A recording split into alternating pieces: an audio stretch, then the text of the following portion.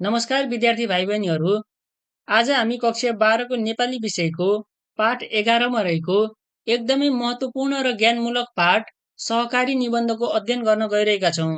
यदि योभन्दा अगाडिको पाठहरूको भिडियो हेर्न चाहनुहुन्छ भने भिडियोको लिङ्क डिस्क्रिप्सन बक्समा रहेको छ, त्यहाँबाट हेर्नुहोला। पाठ 11 सहकारी। हामी सबैले हाम्रो जीवनमा साथीभाइ, परिवार र समाजसँग मिलेर काम गरेको अनुभव लिँदै आएका छौँ। कहिले खेतमा मेलापात, कहिले विवाहमा सहयोग, र कहिले गाउँमा सडक बनाउँदा सबै मिलेर काम गरेको देखेका छौँ र आफैले गर्दै आएका पनि छौँ। यस्तै मिलिजुली भावनाले निर्माण गरिएको साझा संस्था भनेको नै सहकारी हो। सहकारी भनेको केवल कुनै कार्यालय वा संस्था मात्र होइन, यो एक सोच हो, आत्मनिर्भर बन्ने तरिका हो र समृद्ध हासिल गर्ने एउटा साझा बाटो पनि हो। यस पाठमा हामीले के कुरा अध्ययन गर्नेछौँ भने सहकारी भनेको के हो, यसको इतिहास कहाँबाट भयो, नेपालमा सहकारीको विकास कसरी भयो, सहकारीको महत्त्व, विशेषता र चुनौतीहरू के छन् र अन्त्यमा सहकारीले कसरी हाम्रो समाज र देशको विकासमा योगदान गरेको छ, यी विषयहरूमा विस्तृतमा अध्ययन गर्नेछौँ। त्यसैले भिडियोलाई अन्तिमसम्म हेर्नुहोला। सुरु गरौँ सहकारीको परिभाषाबाट। सहकारी भनेको के हो त भन्दाखेरि सबैजना मिलेर एउटै उद्देश्यका लागि काम गर्नु भनेको नै सहकारी हो र यस्तो सहकार्यलाई सङ्गठित रूपमा अगाडि बढाउने संस्था भनेको सहकारी हो। सहकारी भन्नाले दुईवटा कुरा बुझिन्छ, मिलेर काम गर्ने मानिसहरू जस्तै साथी, परिवार वा समुदाय, र मिलेर बनाएर चलाइने संस्था जस्तै साझा उद्देश्यका लागि स्थापना गरिएको सङ्गठन। यी दुवैमा एउटै कुराको उद्देश्य रहेको हुन्छ, सहयोग, भावना र एक आपसको साथ। सहकारीले कुनै व्यक्तिको मात्र हित गर्दैन, यसले सबैको साझा फाइदाका लागि काम गर्ने गर्छ। त्यसो भए सहकारी किन आवश्यकता छ त? हामी सबैले कहिले खेतको काममा, कहिले भोज भतेरमा, गाउँमा बाटो बनाउँदा सबैले मिलेर काम गरेको त देखेका छौँ। यी सबै सहकार्यको उदाहरण हुन्, जसमा न त तलब हुन्छ न त कुनै स्वार्थ, तर सामूहिक प्रयासबाट ठूलो काम सम्पन्न हुन्छ।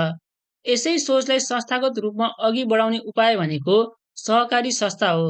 सहकारी संस्था खोल्ने मुख्य उद्देश्य भनेको समाजमा आर्थिक समृद्धि ल्याउनु, गरिब, किसान, महिला, साना व्यवसायीहरूलाई सहयोग गर्नु हो, साथै सबैजनालाई आत्मनिर्भर पनि बनाउनु हो र मिलेर अघि बढ्ने संस्कारको विकास गर्नु पनि हो। अहिलेको समयमा सहकारी केवल पैसाको कारोबारमा मात्र सीमित छैन कि यो विभिन्न क्षेत्रमा फैलिएको छ।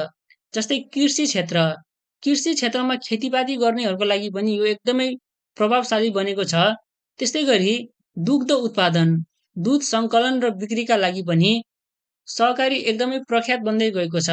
त्यसै गरी उपभोक्ता सहकारी, महिला सहकारी, महिलालाई आर्थिक रूपमा सक्षम बनाउनको लागि सहकारीको निकै भूमिका रहेको छ अहिलेको अवस्थामा कुरा गर्ने हो भने।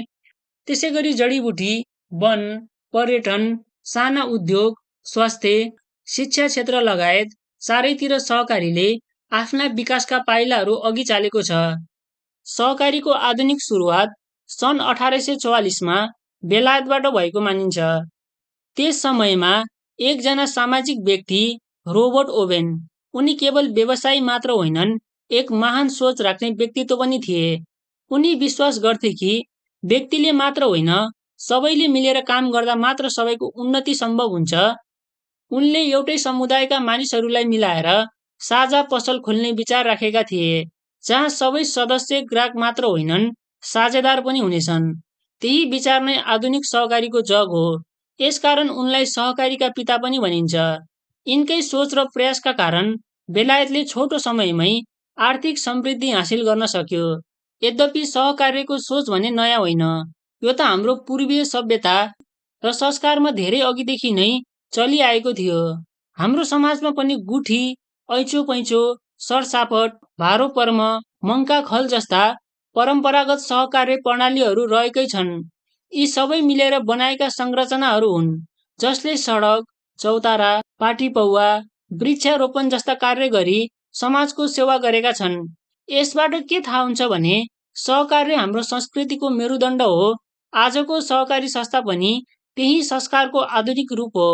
अब प्रश्न आउँछ, सहकारी किन आवश्यकता छ त?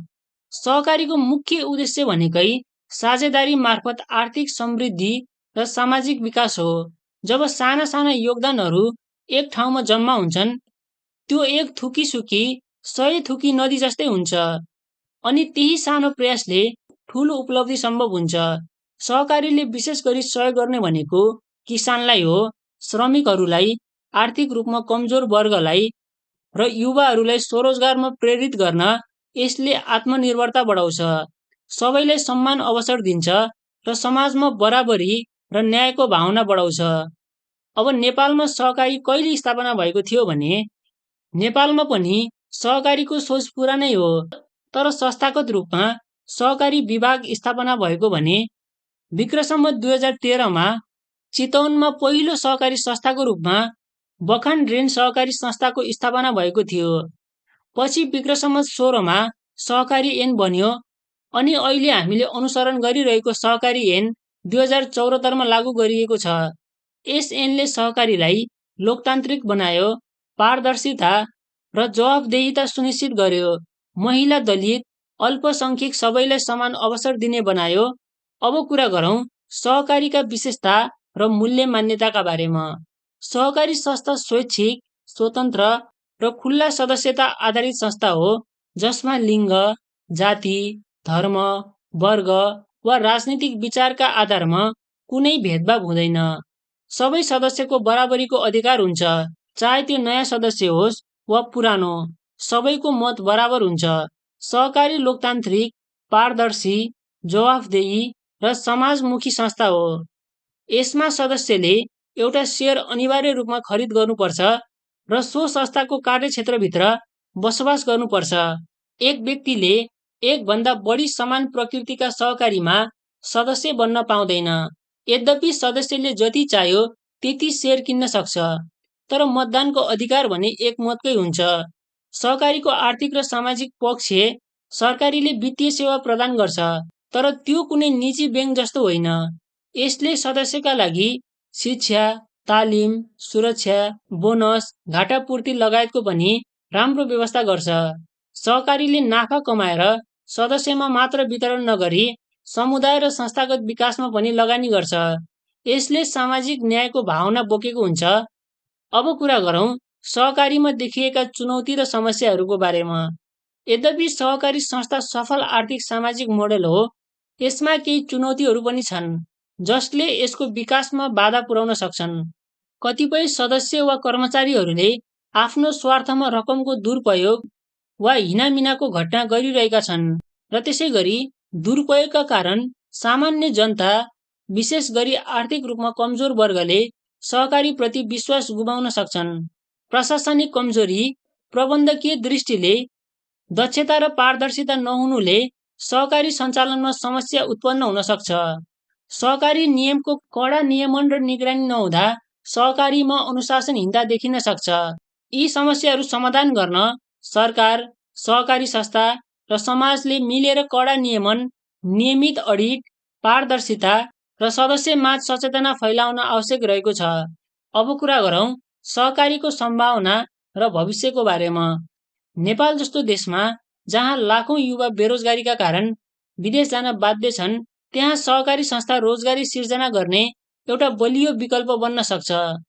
कृषि, पशुपालन, पर्यटन, ऊर्जा, वन, वित्त, सञ्चार, औषधीय जडीबुटी जस्ता विभिन्न क्षेत्रमा सहकारी मार्फत उद्यम सञ्चालन गर्न सकिन्छ। यदि हामीले सहकारी मार्फत स्वदेशी स्रोतहरूको सदुपयोग गर्न सकेमा आत्मनिर्भर, स्वावलम्बी र सुदृढ अर्थतन्त्रको स्थापना सम्भव हुन्छ। विद्यार्थी भाइ बहिनीहरू, आजको पाठमा हामीले सहकारी संस्था के हो, यसको उत्पत्ति, नेपालको विकास यात्रा, सिद्धान्त र विशेषता, लाभ र चुनौतीहरू बारे विस्तृतमा अध्ययन गर्यौं। सहकारी केवल आर्थिक संस्था मात्र होइन, यो साझा सहयोग र दिगो विकासको आधार हो। सहकारी मार्फत हामीले आत्मनिर्भर समाज निर्माण गर्न सक्छौं, जहाँ सबैले बराबरीका साथ सहभागी भएर समृद्धिको यात्रा तय गर्न सक्छौं। तर यसको सफलताका लागि पारदर्शिता, उत्तरदायित्व र सदस्यहरूको सचेत सहभागिता अत्यावश्यक रहेको छ। नेपालमा सहकारीले मात्र होइन, पुरै देशले उज्जवल भविष्य पाउन सक्छ। आज हामीले बुझेकै आधारमा हामी सबैले सहकारीको महत्त्व बुझेर इमान्दारीपूर्वक यसलाई अघि बढाउन जरुरी छ। विद्यार्थी भाइ बहिनीहरू, यति नै थियो सहकारी पाठबाट बुझ्नुपर्ने कुरा। आशा छ यहाँहरू सबैले राम्रोसँग बुझ्नुभयो होला। यस्तै अन्य भिडियोहरू हेर्नको लागि भिडियोको लिङ्क डिस्क्रिप्सन बक्समा रहेको छ, त्यहाँबाट हेर्नुहोला भन्दै आजको लागि भिडियो यति नै। हस्त, धन्यवाद।